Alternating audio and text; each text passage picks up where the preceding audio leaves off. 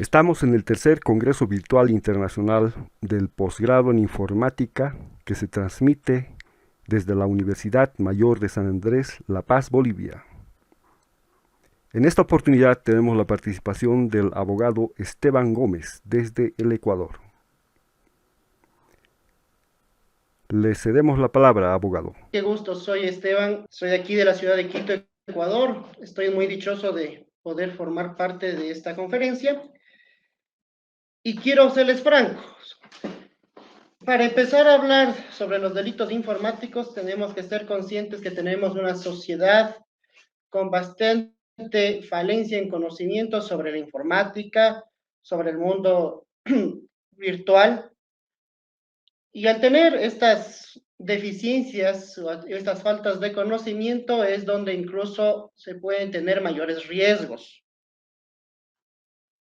Cuando las sociedades no comprendemos la propiedad intelectual, cuando las sociedades no comprendemos los daños o afectaciones que existen a niños y a niñas por medio de canales virtuales, páginas pornográficas, videos subidos en redes, imágenes subidas en redes, pueden ser incluso redes subidas por los propios padres en Instagram, Facebook, donde subimos imágenes de nuestros hijos, de nuestras hijas. Cuando no comprendemos todas esas limitaciones que deberíamos tener y los riesgos a los que estamos exponiendo nuestra información, es donde empieza el mayor número de falencias y problemas que se generan. Muchos de nosotros no comprendemos los delitos que existen. Y no solamente hablemos de los delitos. Dentro del área legal, aparte de ser punible ciertas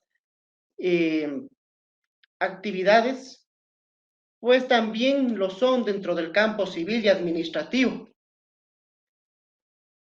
Y es bastante importante tener claro estos aspectos, porque si hablamos de propiedad intelectual, pues estamos hablando también de un área económica, financiera afectada, donde entra el campo civil.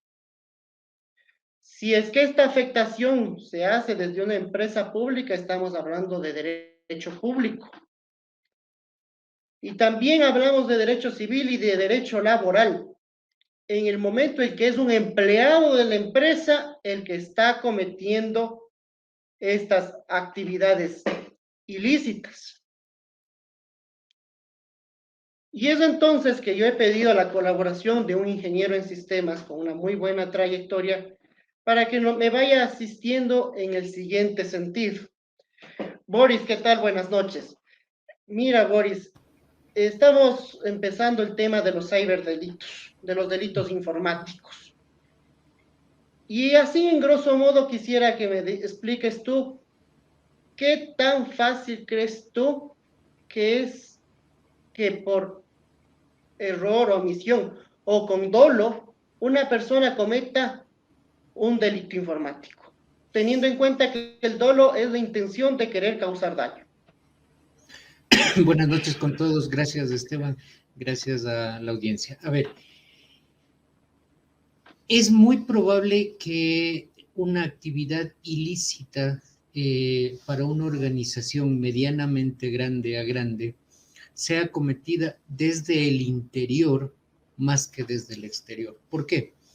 Aquellos que hemos estado a cargo de áreas de seguridad perimetral y seguridad en contra de accesos no permitidos, nos damos un gran trabajo de colocar alrededor de nuestros servidores conjuntos de elementos físicos y lógicos para no permitir la intrusión externa.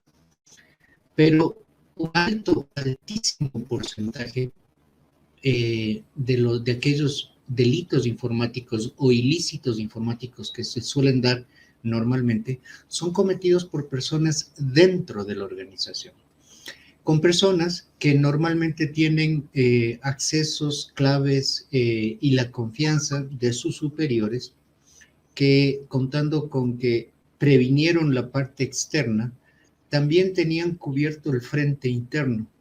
Y en ocasiones eso la mayor parte de las veces no se cumple. Desde mi punto personal de vista, el dolo externo es factible, es posible cuando la seguridad perimetral de nuestro sistema de datos no es la adecuada, pero es mucho más probable que el ilícito se cumpla desde dentro de la organización. Muchas gracias. Bueno, justamente es por eso que nos hemos puesto a analizar, y lo vamos a realizar en este momento también. Para la ciberdelincuencia se está buscando una solución. Muchos pretenden o piensan que la solución es únicamente desde el campo de la tecnología. Otros consideran que solo le corresponde al derecho. Pero ahí cabe un grave problema, es un problema social. Y al ser un problema social entran distintas materias para solucionar estos conflictos.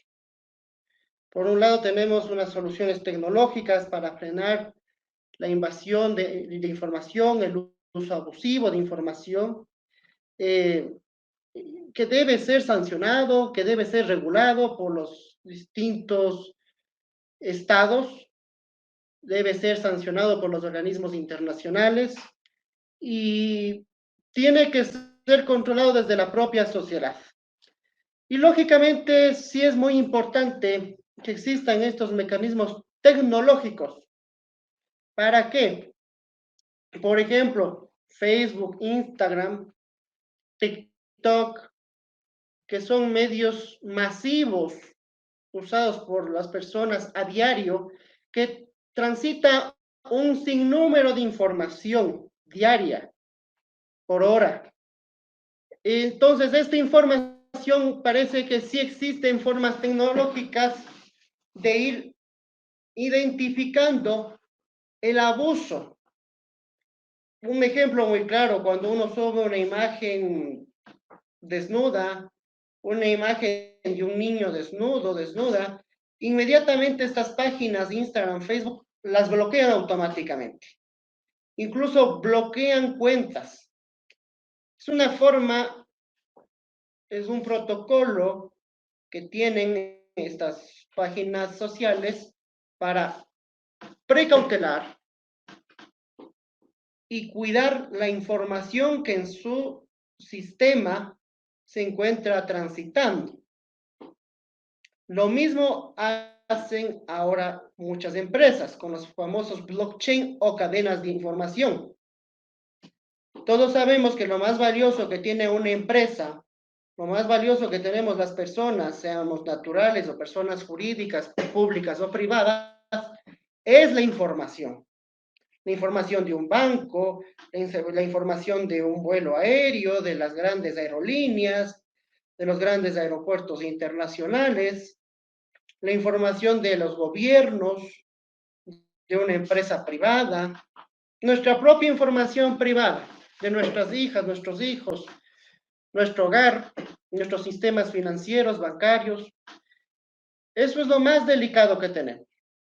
Eso es lo más sensible que nos pueden afectar hoy por hoy dentro del campo de la ciberdelincuencia.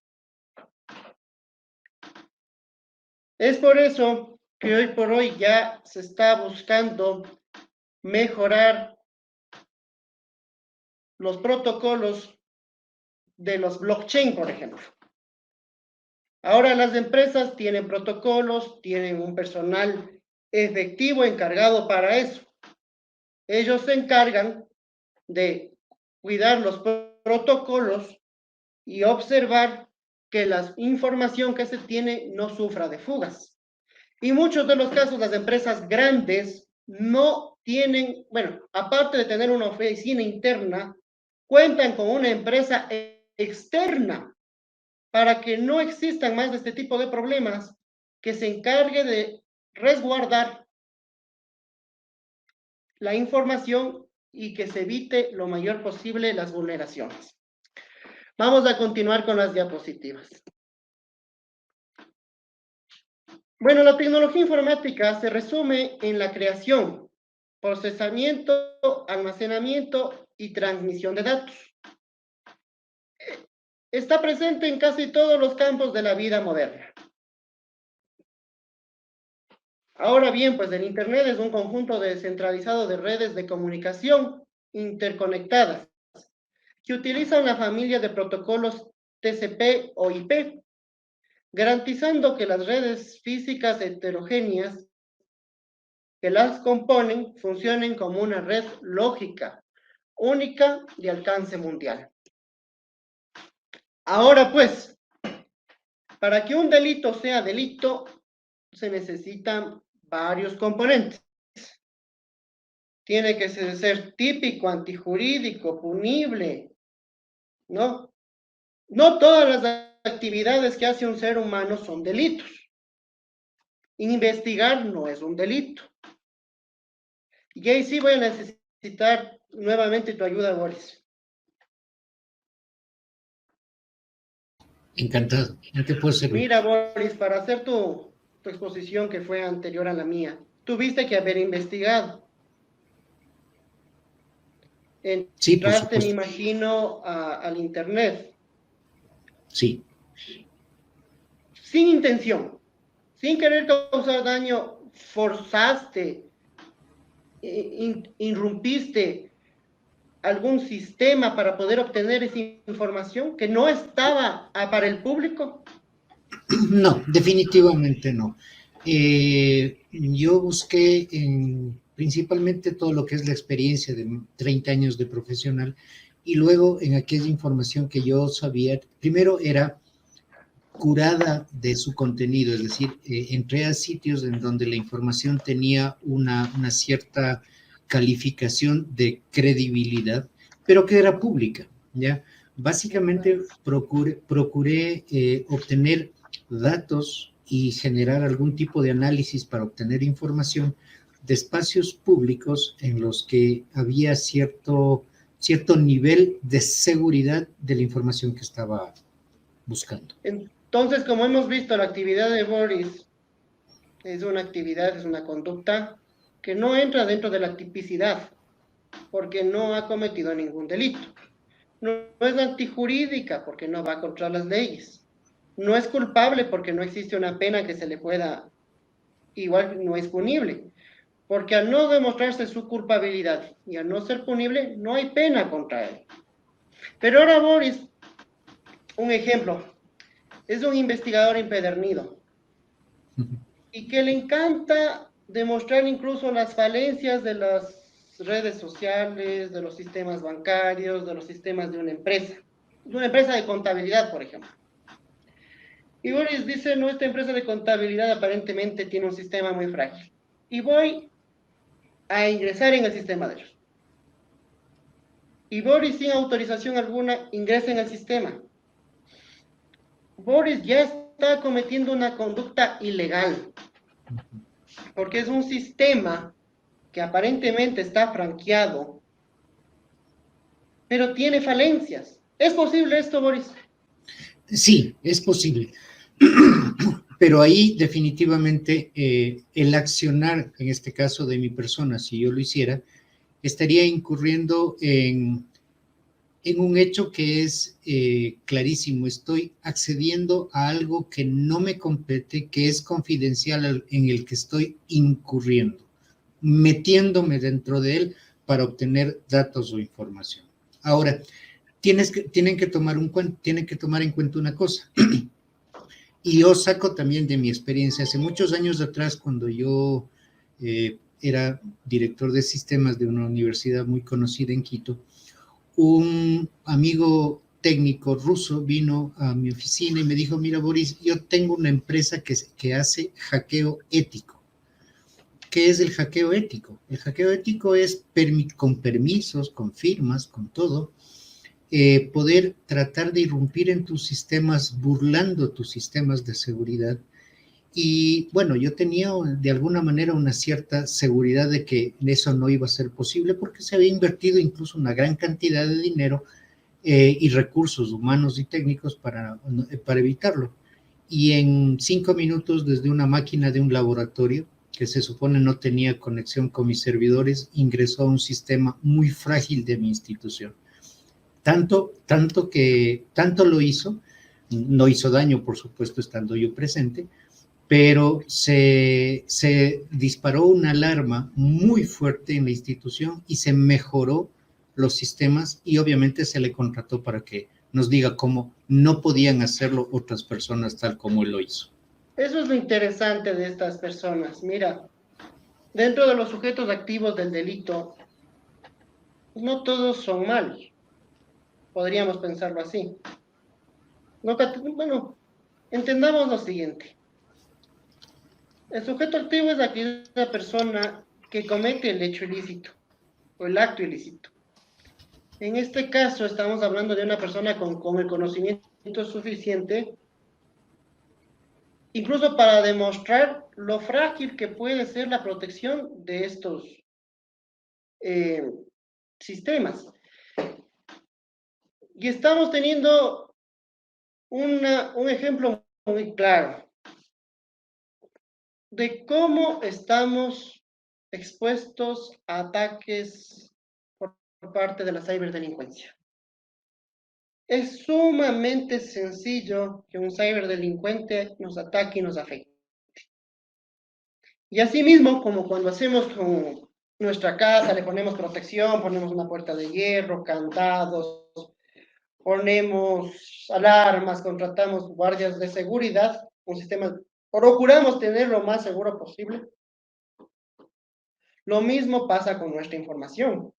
Cuando nosotros depositamos la confianza en un banco, cuando depositamos la confianza en Facebook, en Instagram, sabiendo lo franqueable que puede ser y lo delicado y sensible que puede ser estos sistemas y lo expuesto que nos ponemos nosotros mismos a que se haga uso bueno y malo de nuestra información. Nosotros mismos estamos exponiéndonos durante todo el día.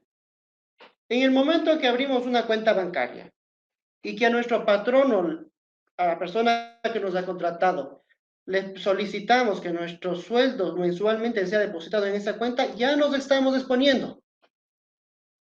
Al momento en el que subimos información personal, dirección domiciliaria, correos electrónicos, números de celulares en el Facebook y lo hacemos público, nos seguimos exponiendo. Y es por eso que en el ciberespacio estamos sumamente expuestos. Yo me ponía a analizar hace un año aproximadamente, o creo que es mucho menos, que ya había habido una violación en el ciberespacio. Una violación, pues, un poco interesante, distinta a lo que nuestros códigos penales y a la normativa nos exponen, ¿no? Pero lógicamente se cometen muchos delitos por la ciberdelincuencia. Delitos de carácter sexual, incluso acoso, abuso sexual, eh, eh, pornografía infantil, pornografía como tal, mal uso de imágenes, mal uso de información, abuso de la información.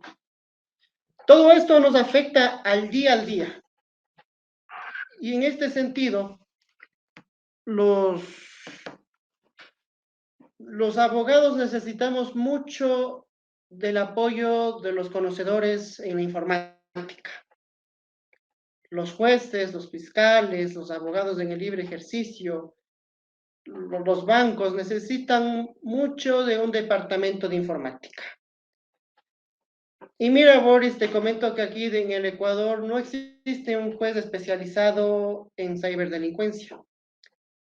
Y aquí en el Ecuador no existe un mayor desarrollo en el estudio, tanto en la Fiscalía como en la Defensoría Pública sobre la ciberdelincuencia. Tengo entendido que ya existen, últimamente, con los acontecimientos que han habido en, en bancos del país, en empresas públicas de telecomunicación, en bancos públicos, es que ya se ha creado en la Fiscalía una unidad de ciberdelitos.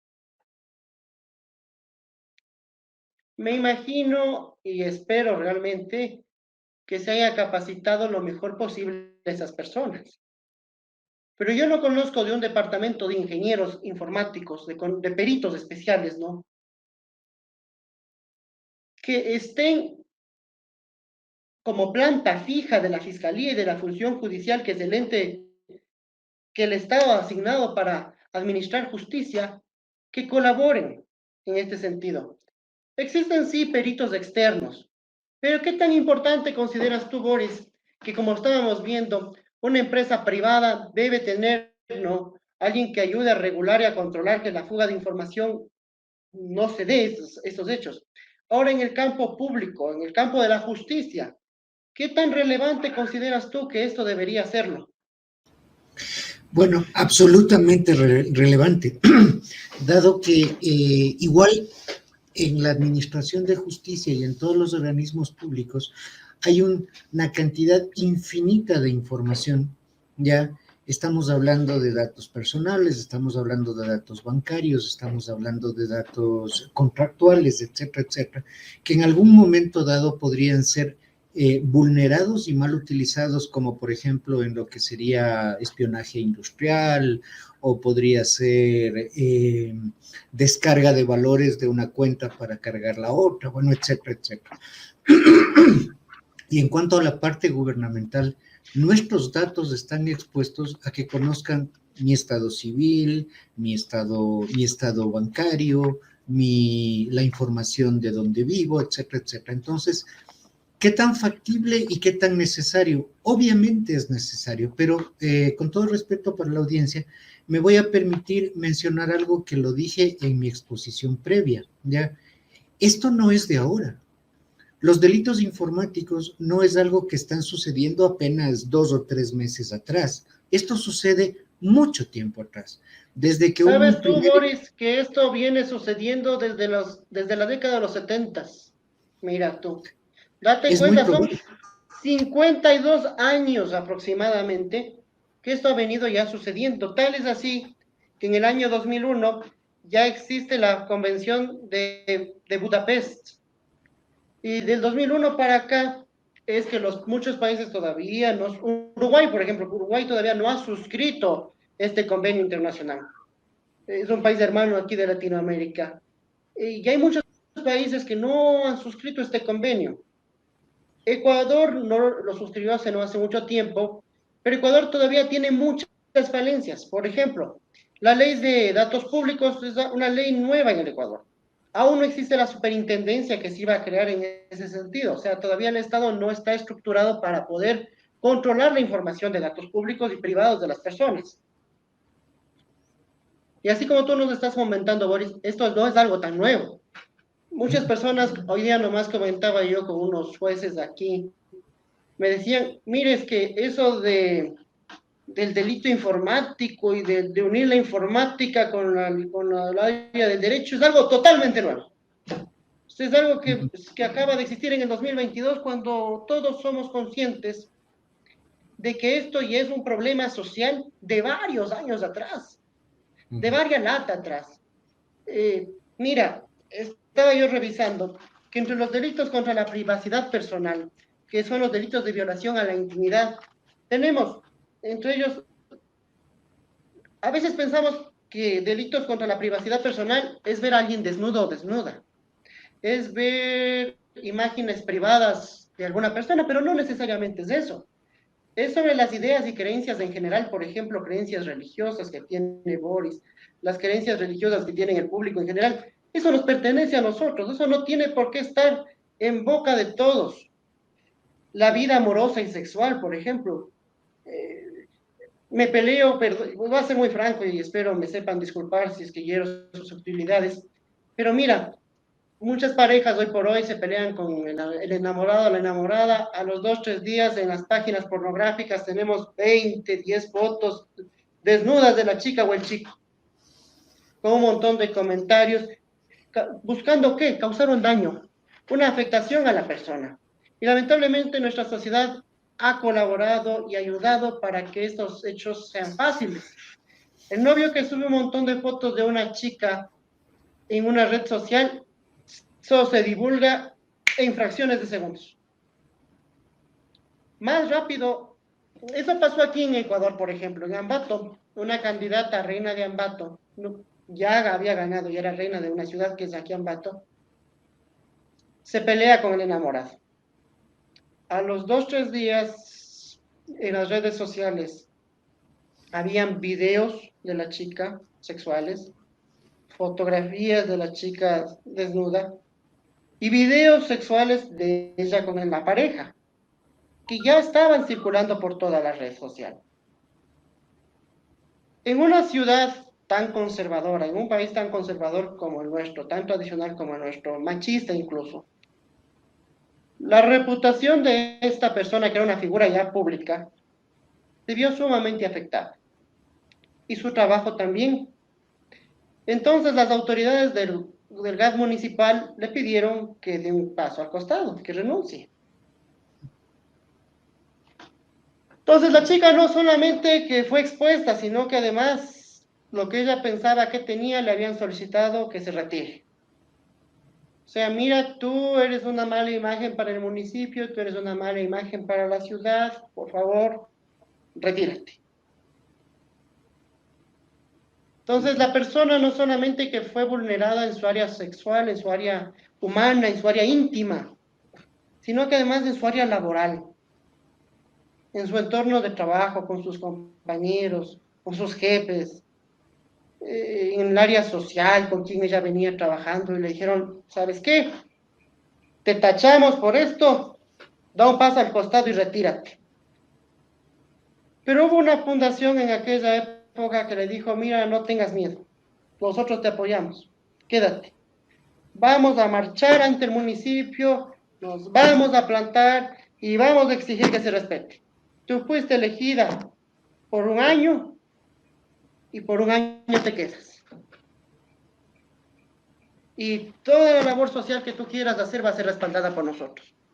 Lo mismo pasa en las oficinas. Cuando un jefe se llega a enterar que hay imágenes o videos de él y la secretaria, un ejemplo, o con una compañera de trabajo, pues lo más pronto posible se le pide a esa persona que renuncie. Ni siquiera se le despide, ni siquiera se le reconoce todos sus años de trabajadora. Se le pide que renuncie, para que incluso no se vaya con toda la indemnización correspondiente por un despido intempestivo. Imagínate tú qué débil se encuentra esa persona, cómo se ha afectado sus derechos en todas las áreas. Esa persona no puede defenderse.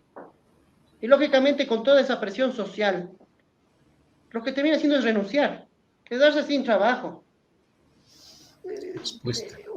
Humanamente está destruida. Y lógicamente la sociedad dice, no, es que ella se metió con el jefe y pues sabiendo que el jefe era casado, tiene que retirarse. Cuando la responsabilidad es compartida, el jefe no creo que cierre la empresa y que renuncie a la gerencia. La responsabilidad es de los dos. Lo mismo pasa en los aspectos ocultos de la vida familiar, como ya lo comentaba. Los defectos y anomalías físicas o psíquicas no ostensibles, por ejemplo, una persona con sobrepeso. Una persona con sobrepeso sube una imagen y tiene un bullying terrible. El cyberbullying también es muy peligroso. El cyberbullying también deja muchas víctimas. Tenemos muchas víctimas no solamente hablemos de muertos, hablemos psicológicas. ¿Cuántas niñas, mira, Boris, de unos 7 a 10 años, con toda la inocencia del caso, se crean un Facebook, comparten fotos, y claro, esas fotos pueden ser usadas con fines sexuales o a su vez pueden ser fotos criticadas por las personas. La narizona, la gorda, la ignorante, la tonta. Esa persona va a quedar totalmente vulnerada. Hay que cuidar mucho de eso. Nuestra información privada es muy delicada. Los que tenemos hijos sabemos que cuando ellos se exponen en la calle, sufrimos. Cuando ellos salen de la casa, sufrimos. Y pensamos que encerrados en sus dormitorios están seguros. Nada va a suceder, nada va a pasar. Porque en las redes no hay nada malo. El mundo nos ha hecho pensar que tener una novela donde vemos unas chicas con unas curvas impresionantes, todas tienen que ser iguales. Y cuando tenemos una hija que está en plena etapa del desarrollo y que todavía no tiene un cuerpo definido, pues tenemos una chica con un montón de inestabilidad, de dudas sobre sí misma. Y no hay ningún respaldo. Incluso estamos creando a una sociedad débil. Si no controlamos al ciberespacio, si no controlamos el uso de estos espacios que se están generando por la informática, que en muchos se da un uso correcto, pues lamentablemente eso nos va a dar una factura social muy alta, Boris. Yo no sé si tú como ingeniero informático, pues te has planteado esta pregunta. ¿Existe o no existe una factura social por este avance informático? Existe, por supuesto. Y todo el mundo debe estar claro de que la factura que nos va a llegar o que eventualmente va a llegar a nuestra sociedad es muy alta. Por esa es la razón que se tiene que establecer, como tú decías, ya un conjunto de normas, de leyes y un equipo de bidisciplinario, el abogado, el experto en derecho, el experto en informática, que juntos puedan trabajar y definir roles, normas, legislatura y, por supuesto, atacar de frente a algo que coincido contigo. Si no se lo ataca en este momento, la factura va a ser terrible. Ahora también pues vemos que el comportamiento y trato social y personal que de conocerse sería criticable. Todas las relaciones humanas, por ejemplo, esta misma entrevista va a ser criticada por muchas personas. Esta misma conferencia va a ser criticada por muchos. Y pues deberemos tener la madurez suficiente para entender, comprender, extraer lo bueno, mejorar y desechar lo malo. Pero no todos estamos preparados para eso. Este es un medio donde tú y yo también podemos hacer mal uso.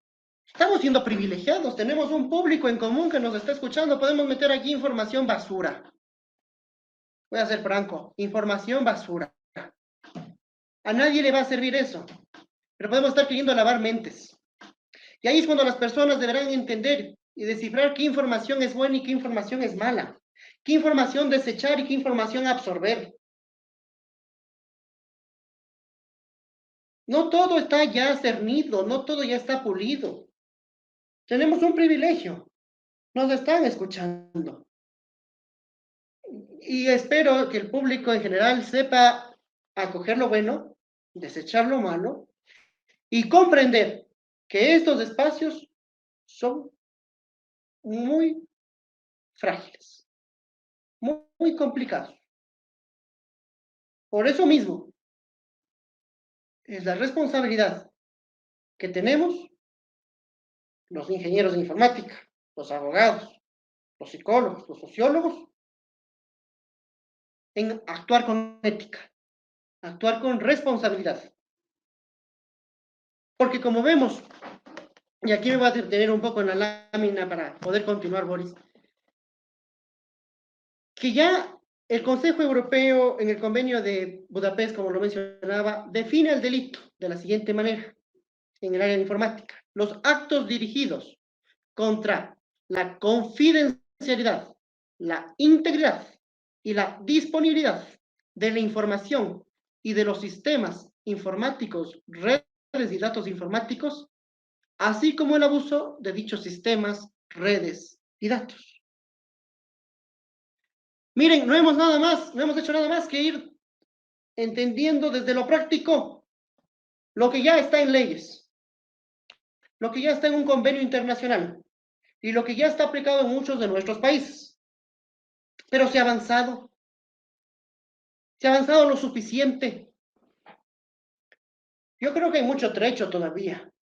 Yo considero que se ha hecho muy poco.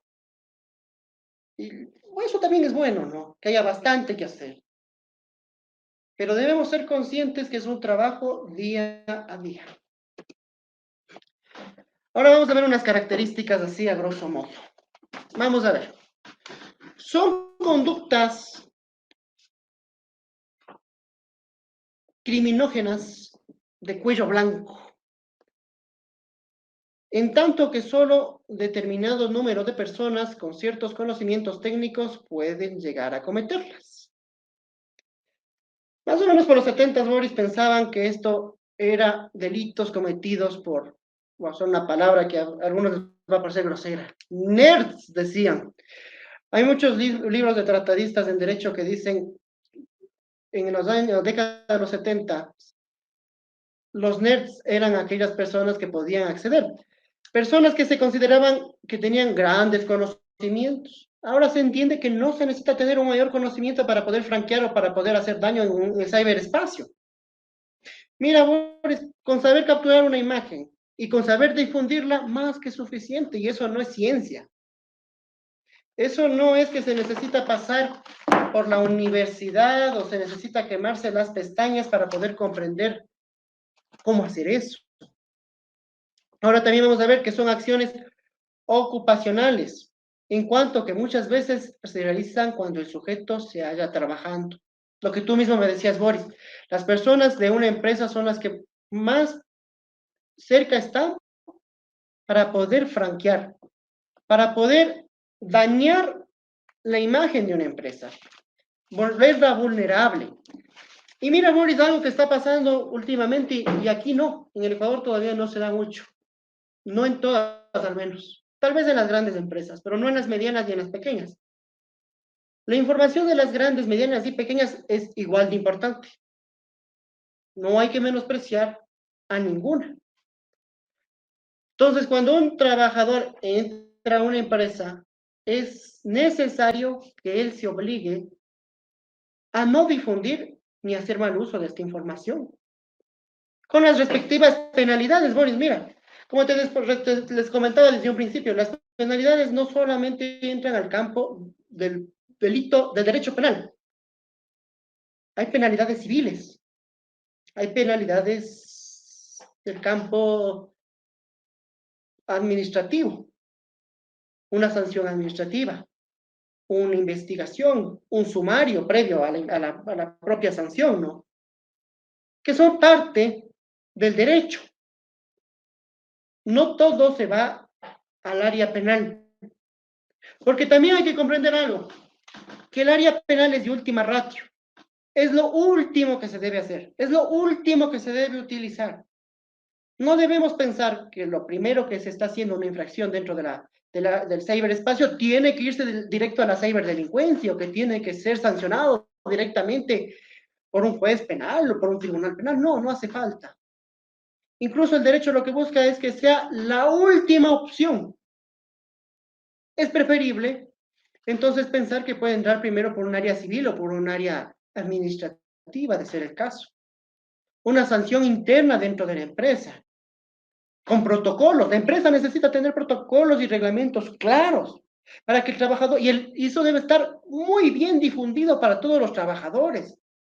Los trabajadores tienen que saber con claridad cuáles son sus limitantes, cuáles son las sanciones que pueden ellos ser sometidos.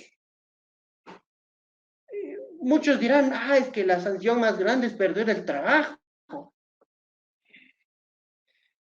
Pierdes el trabajo y sales con una deuda ¿de qué te cuento? De miles de dólares aquí en Ecuador. O incluso no es que sales a tu casa sin trabajo, que bueno, eso es triste. Puedes salir directo a la cárcel. Puedes estar pagando una pena. Lógicamente con el debido proceso, la investigación correspondiente de fiscalía, la prueba, el derecho a la legítima defensa, entre tantos otros, ¿no? Bueno, vamos a avanzar. Esteban, perdona, tienes 10 minutos todavía para tu presentación. estoy disfrutando muchísimo de este coloquio, pero hay un tiempo que cumplir. Sí, sí, Boris, gracias. Lo que pasa es que como empecé a las 7:10, pero bueno, para ser puntual, terminaría a las 7. A las 6:10 empecé.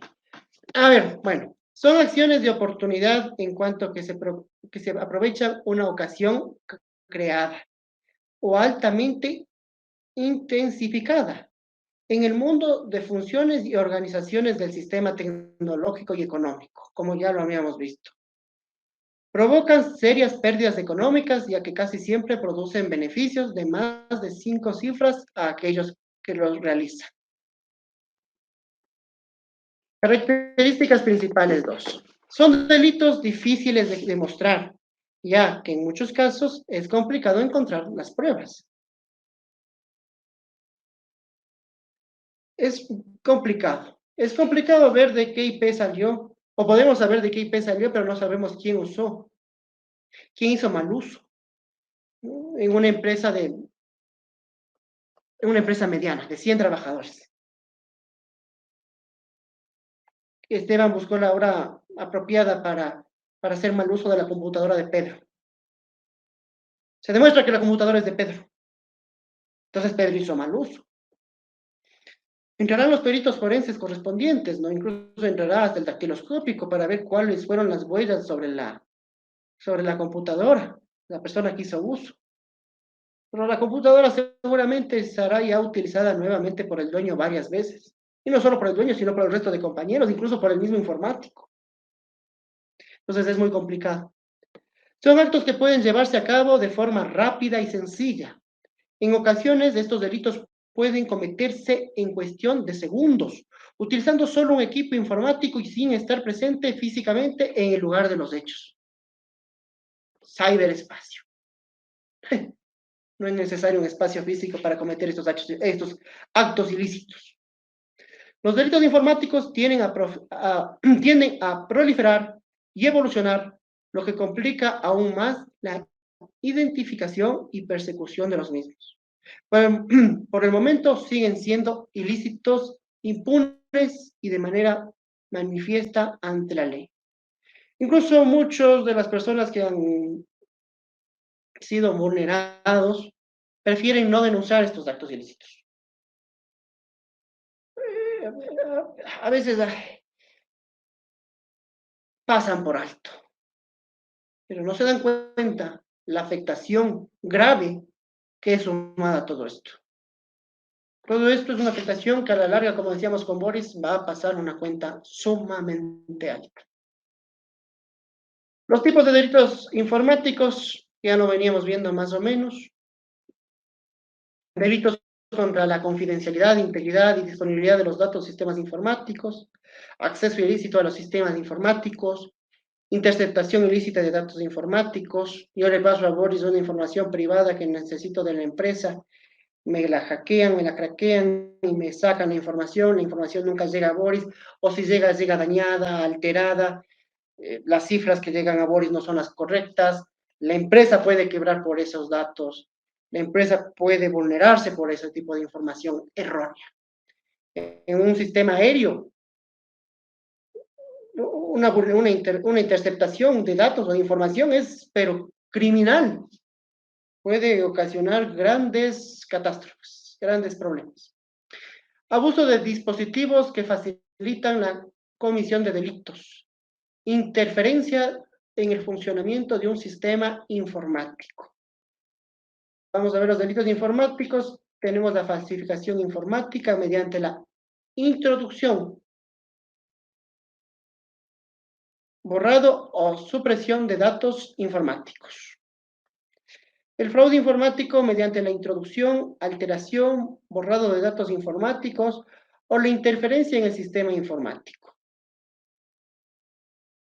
Delitos relacionados con el contenido. Vamos a ver, esto es importante. Ya veo, Boris, que a ti te llama la atención esto. Producción, oferta, difusión, adquisición de contenidos de pornografía infantil. Mira, Boris, yo te digo, de los ciberdelitos, los delincuentes más peligrosos que tenemos son los pedófilos. Pero hasta los pedófilos pueden salir estafados, imagínate, Boris. Al pedófilo le digo que tengo videos de 10 niñas. El pedófilo emocionado gasta sus $1000. Un ejemplo. A la hora de la hora al pedófilo nunca se le abre el link, nunca se le abre el video. Los $1000 entraron en una cuenta con una persona fantasma, con una persona que por lo normal, esto también hay que estar muy claro, los sujetos activos nunca te van a dar el nombre verdadero. Nunca se van a identificar, lógicamente. Nunca te van a decir, hola, soy Esteban Gómez, estoy vendiendo videos de niños, pornografía infantil. Jamás va a pasar eso. Y eso es peligroso. Por medio de un sistema informático o posesión de dichos contenidos en un sistema informático o un medio de almacenamiento de datos. Delitos relacionados con las infracciones de la propiedad intelectual y derechos afines. Ya lo comentaba la panelista anterior a mí. Y ella decía lo importante que es esto, ¿no? Entonces, un ejemplo de este grupo de delitos es la copia y distribución de programas informáticos o piratería informática. ¿Qué tan fácil debe ser crear un software, no? A veces pensamos que un software, cuando vamos y lo compramos en $3, en $4 en la tienda del vecino, crear un software ha sido lo más fácil del mundo, ¿no? Que hasta los venden a $3. Prácticamente hasta los regalan. Entonces, el valor del intelecto de las personas vemos que está muy menoscabado. Vemos que se afecta duramente. Y hacemos de menos el esfuerzo de estas personas, ¿no? En la creación de softwares. Los delitos informáticos más comunes, podemos decir que los delitos más comunes son los de sabotaje a las empresas, uso fraudulento del Internet, fugas de información, espionaje informático, robo de identidades, redes sociales, correo electrónico, como lo habíamos mencionado, virus, spyware, keylogger, borrado fraudulento de datos, disco duro, formateados, corrupción de ficheros, webs pornográficos, pornografía infantil, conexión a redes no autorizadas.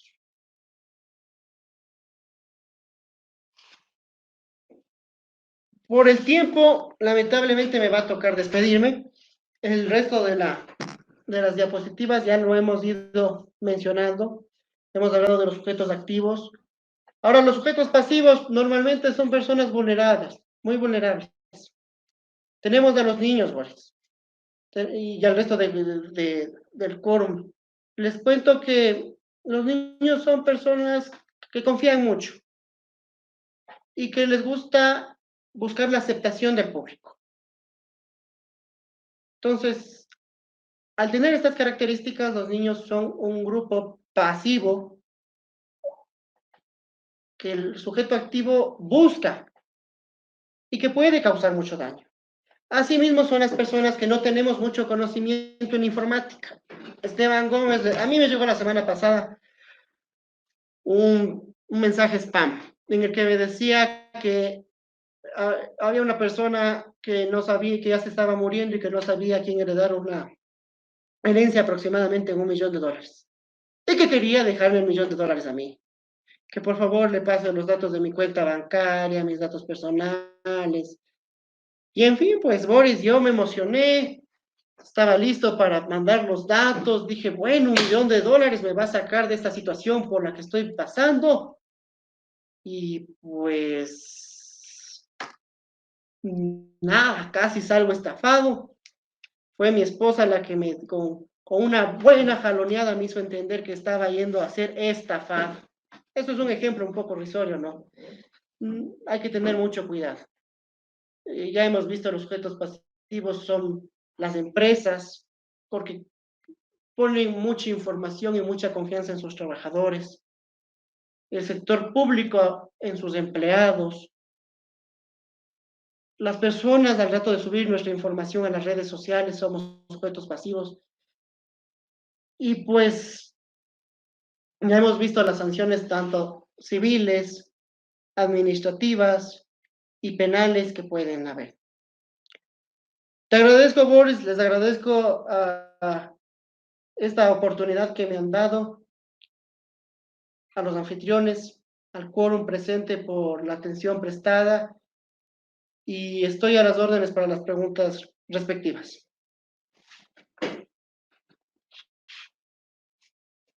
abrimos entonces, ¿no? La sesión de preguntas. Muchas gracias. A ver, mientras se van animando a preguntar, yo tenía una consulta con respecto a lo que es la protección de datos personales. Perfecto. Bueno, aquí en Bolivia, no sé si estará enterado, no tenemos todavía una ley de protección de datos personales. Todavía está en el Congreso, ¿no? En sus etapas de formación. Mi pregunta es la siguiente. Allá en Ecuador, ustedes cuentan ya con una ley de protección de datos personales y seguramente tienen un organismo que regula, ¿no? Una especie de autoridad de protección de datos personales. Esta autoridad es dependiente de algún organismo gubernamental o es independiente. Sí. Lamentablemente en Ecuador, aún teniendo la ley, teniendo ya la disposición para crear esta institución pública, no se lo ha hecho. Y esto es muy lamentable. Sin embargo, estaría más que entendido que sería una institución semiautónoma, pertenecería al Poder Ejecutivo del país, no pertenecería ni al legislativo, ni al judicial. Aquí tenemos 5 poderes, ni al Consejo Nacional Electoral, ni al Consejo de Participación Ciudadana, sino pertenecería como una subsecretaría o como una subdirección, la superintendencia del Poder Ejecutivo, que me imagino que sus autoridades serán nombradas por el Consejo de Participación Ciudadana. No sé si te queda claro. Sí, la Unión Europea recomienda que sea autónomo. Esto justamente porque tiene que legislar sobre inclusive los actos del órgano judicial, ¿no? Así es. Sí, Mira, aquí dentro del ámbito judicial, y eso es una cosa que tú mismo lo acabas de mencionar, por ejemplo, ha habido jueces sancionados por el mal uso del sistema informático. ¿Cómo te explico esto? A ver, se supone que las causas deben ser sorteadas a un banco de jueces. Y muchas de las veces se ha buscado vulnerar el sistema para que determinada causa le llegue a determinado juez. Y al no tener una superintendencia o un ente regulador correspondiente, el mismo Consejo de la Judicatura como ente disciplinario se ha hecho responsable de esta labor. Y ahí también tenemos una gran falencia al debido proceso y a la legítima defensa, porque no estamos en manos de, como tú mismo lo dices, una institución autónoma con el conocimiento respectivo, con los asesores correspondientes, con la información. Viene a ser el Consejo de la Judicatura lo que llamamos juez y parte. Es quien denuncia y es quien resuelve la denuncia. Y es quien sanciona. Y los jueces, pues, se ven bastante vulnerados. Y no solamente los jueces, fiscales y diferentes funcionarios judiciales, porque ¿ante quién me defiendo? Me estoy defendiendo ante el mismo juez que a su vez es quien me ha denunciado. Y ahí es donde estamos yendo en contra del Tratado de Budapest. No hay, no hay autonomía, hay injerencia interna y eso afecta gravemente los derechos de las personas y de las partes. muchas gracias. Hay otra pregunta. A ver.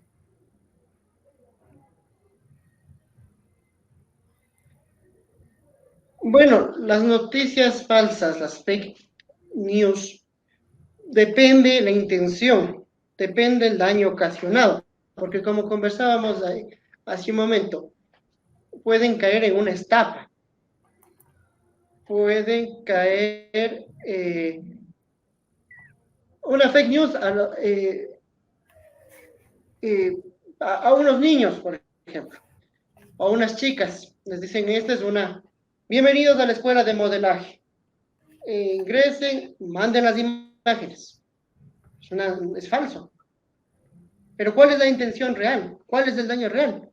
Hacer uso abusivo sexual de esas imágenes. Entonces entraría como un abuso sexual. Entonces, aquí lo importante es no solamente qué hace, sino qué es lo que sucede, qué es lo que pasa. Entonces, una noticia falsa puede ser una estafa, puede ser un abuso sexual, puede ser, incluso estas imágenes yo capaz no las uso para la venta, las uso para uso personal mío, pero ya estoy creando una fake news.